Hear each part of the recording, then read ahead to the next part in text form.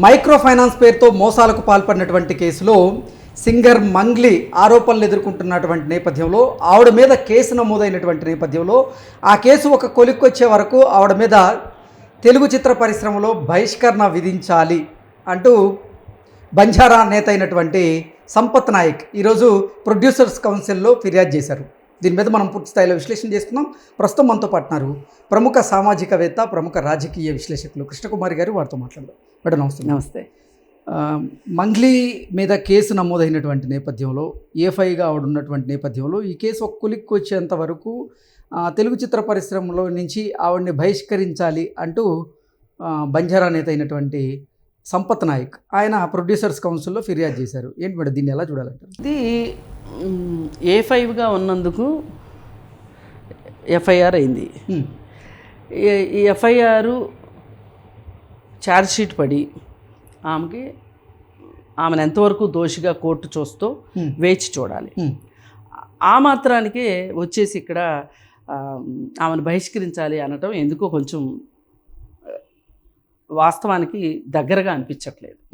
ఎందుకంటే ఆమెదేమీ తప్పు లేదని కాదు.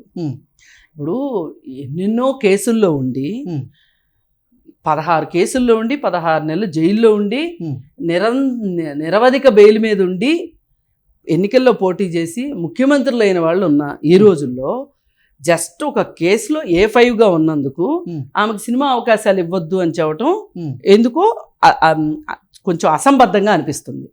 అలా అని ఆమె నేరం చేయలేదని కానీ ఖచ్చితంగా చేసింది అని కానీ మనం చెప్పలేము. అది మన పని కాదు. అయితే ఈ కేసు ఈ అధిక వడ్డీల ఆశ చూపి డబ్బులు వసూలు చేసిన కేసు పూర్తిగా చట్టవిరుద్ధం. అది ఆ పనులు అసలు చేయకూడదు. సరే చేశారు. అందుకని వాళ్ళు చట్టంకి అప్రోచ్ అయ్యారు. ఎందుకంటే వాళ్ళ అసలు పోతుంది, వాళ్ళ వడ్డీలు అని చెప్పింది వడ్డీలు ఇవ్వట్లేదు, ల్యాండ్ ఇస్తామని చెప్పారు ల్యాండ్ ఇవ్వట్లేదు, వాళ్ళు సర్వం మునిగిపోయారు. కాబట్టి వాళ్ళు పోలీస్ స్టేషన్ని అప్రోచ్ అయ్యారు. ఆ తర్వాత సిఐడికి అప్పచెప్పారు. ఇది ఒక కొలిక్కి వస్తుందని అనిపిస్తుంది. ఈలోపు మనం మాట్లాడాల్సింది ఏంటి అంటే మీడియా కానీ ఆ సామాజిక వర్గం వాళ్ళే ఎక్కువ మంది బాధితులు కూడా ఉన్నారు. నిందితులు వాళ్ళే ఉన్నారు, బాధితులు కూడా చాలా ఎక్కువ మంది వాళ్ళే ఉన్నారు ఆ సామాజిక వర్గం. ఇప్పుడు సంపత్ నాయక్ కూడా అదే చెప్తున్నారు. అంటే బాధితుల్లో ఎక్కువగా బంజారాలు ఉన్నారు. వాళ్ళు ఇప్పుడు రోడ్డును పడేటువంటి పరిస్థితి. అవును, వాళ్ళ తరపున అవసరమైతే నేను కూడా పోరాటం చేస్తాను. మంగ్లీ ఇప్పుడు క్షేత్రస్థాయిలో ఎక్కడా కనపడలేదు. నిజంగా ఆవిడ తప్పు చేసి ఉండకపోతే ఆవిడ బాధితుల తరపున వచ్చి పోరాటం చేయాలి. అసలు ఇప్పుడు మనం డే 1 నుంచి ఏమంటున్నామంటే నీ ఇన్వాల్వ్మెంట్ డైరెక్ట్గా ఉండకపోవచ్చు, నీ వాళ్ళు నీ పేరుని వాడారు, వాడినందుకోసమైనా పాయచిత్తం కోసమైనా సరే నువ్వు బాధితుల తరఫున నిలబడాలి. మొదటి పాయింట్. రెండోది, బాధితుల్లో ఎక్కువ మంది నీ సామాజిక వర్గం వాళ్ళే. వాళ్ళని రక్షించుకోవాల్సిన అవసరం కూడా నీ మీద ఉంది. ఎంతో కొంత సామాజిక బాధ్యత ఉంది నీ మీద. అందుకని నువ్వు వీళ్ళ కోసము వీళ్ళ తరఫున పోరాడే సుబ్బారావు మీద నువ్వు కక్ష కట్టడం కన్నా అసలు నిందితులు ఎవరు, బాధితులు ఎవరు, ఈ బాధితులు చెప్పే గోడు నీ చెవితో వింటే కనీసం అయ్యా నా పేరు చెప్పారని చెప్తున్నారు మీరు, నాకు తెలియక జరిగింది కానీ నేను మీ తరఫున పోరాడతాను అని ఒక్క మాట అని ఉంటే ఇవాళ ఇంత నెగిటివిటీ మూట కట్టుకునేది కాదు. అసలు అనవసరంగా ఆ రోజు ఆ పంజగుట్ట స్టేషన్కి వెళ్ళి సుబ్బు మీద కేసు పెట్టలేదు అనుకోండి, ఆవిడ నార్సింగ్ పోలీస్ స్టేషన్లో కూడా కేసు పెట్టింది. ఇవన్నీ జరగకపోతే అసలు ఇవాళ కేసంతా ఒక ఎత్తు అయిపోయింది. బాధితులు వాళ్ళు పోగొట్టుకున్న డబ్బులు ఒక పక్కన అయిపోయినాయి, మంగ్లీ ఒక పక్కన అయిపోయింది. ఇప్పుడు ఇదేదో మంగ్లీకి సుబ్బారావుకి తగాదాలాగా ఉంది తప్పితే అసలు బాధితులు ఏమైపోయారు? బాధితులు కదా, అసలు బాధ అంతా వాళ్ళది. అసలు ఈ నిందితులు ఎక్కడా, బాధితుల సంగతి ఏంటి? అసలు గట్టిగా నీ పేరు 10 సార్లు వినిపిస్తే గానీ మధుగాడు బయటికి రాలా. అసలు మధు మొత్తం స్కామ్ అంతా మధు అని కూడా నేను అనుకోవట్లా. మధు పైన ఎవరో ఉన్నారు, ఎవరో పెద్ద తలకాయలు ఉన్నాయి, వాళ్ళు ఎవరో బయటికి రావాలి. ఎందుకంటే మధు ఇది తనకై తాను సొంతగా చేసింది కూడా కాదు,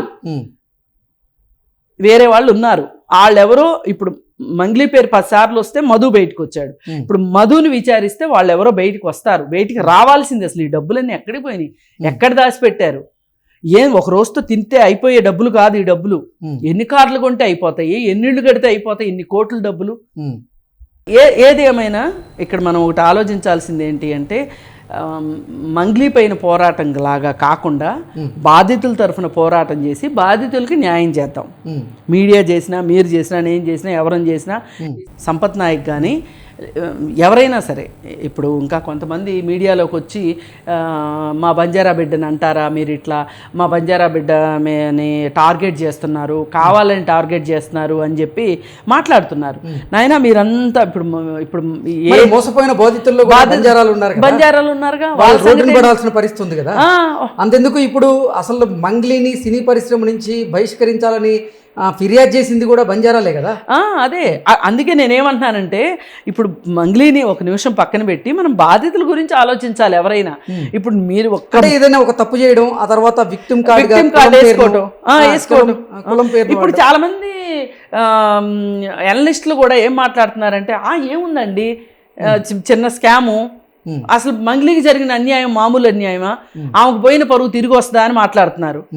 ఇది ఎంత హాస్యాస్పదంగా ఉందంటే, మరి బాధితుల పరిస్థితి ఏంటి, వాళ్ళ కుటుంబాల పరిస్థితి ఏంటి, వాళ్ళకు పుట్టిన పిల్లల పరిస్థితి ఏంటి? అదేమంటే ఎవరేమన్నారు, అధిక వడ్డీలు ఆశకు పడి ఇచ్చారు వీళ్ళు. అంటే నువ్వు ఇస్తావంటే ఇచ్చారా, లేకపోతే వీళ్ళు అడిగారా వడ్డీ? నువ్వు ఇస్తానని చెప్తేనే కదా. వాళ్ళు తెలియక తప్పు చేస్తే నువ్వు తెలిసి తప్పు. అట్లా కాదు. ఇప్పుడు అశ్లీల సినిమాలు మేము తీస్తాము, మీరు చూడమాకండి అన్నట్టుంది. ఇది కూడా మేము అధిక వడ్డీలు ఇస్తామని చెప్తాము, కానీ మీరు పెట్టకమాకండి అన్నట్టుంది కదా ఇది. అందుకని బాధితుల్నే బాధ్యుల్ని చేయటం అనేది బాగా నేర్చుకున్నారు జనాలు, నోరుంది కదా అని చెప్పి. ఏది ఏమైనా ఇక్కడ మంగ్లీకి వచ్చిన నష్టం ఏమీ లేదు. ఆమెకి గొంతే ఆమె ఎసెట్టు, ఆమె పాటలు ఆమెకు వస్తాయి. ఆమె గురించి ఇప్పుడు మనం మొసలు కన్నీరు గార్చాల్సిన పని లేదు, అవసరం లేదు అసలు.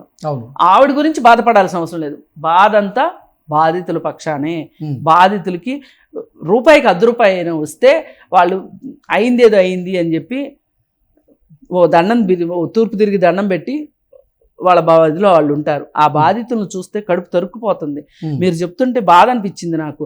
ఎక్కడ ఎవరన్నా ఫ్రీగా భోజనాలు పెడితే తిందామా, ₹5 భోజనం తిందామా అని పిచ్చోళ్ళ మాదిరి తిరుగుతున్నారు హైదరాబాద్లో బడి వాళ్ళు.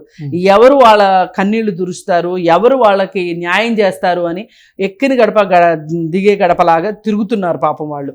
వాళ్ళ బాధను మనం గుర్తించాల్సిందే చెప్తే, అయ్యో పాపమని మంగ్లీని అనేవాళ్ళు వాళ్ళు అసలు నా దృష్టిలో చాలా హీనంగా కనిపిస్తున్నారు.